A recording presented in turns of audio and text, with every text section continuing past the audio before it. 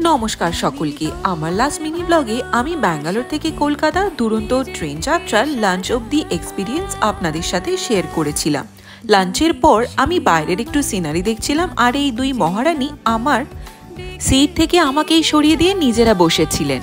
এই দুই মহারানী আইসক্রিম খেয়ে আমরা তিনজনে টানা একটা ঘুম দিই। এত গভীর ঘুমিয়ে পড়েছিলাম, আবার 4টের সময় ডেকে দিয়ে গেল ইভিনিং স্ন্যাক্স। আমি এতটাই ঘুমিয়েছিলাম, আমার চোখ মুখের অবস্থাটা একবার দেখুন, প্লিজ ইগনোর করবেন।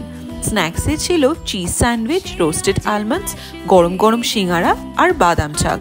অনেকদিন পর কলকাতার মতন সুন্দর গরম গরম আলু ভরা সিঙ্গারা খেলাম। 7টায় আবার টমেটো স্যুপ দিয়েছিল। 8:30টায় এলো ডিনার। ডিনারে ছিল ফ্রাইড রাইস, গরম রুটি, কষা মাংস, ডাল, ঝিরিঝিরি আলু ভাজা আর একটা গোলাপ জামুন। খাবারগুলো ছিল বেশ ভালো আর একদম ফ্রেশ। Bye bye.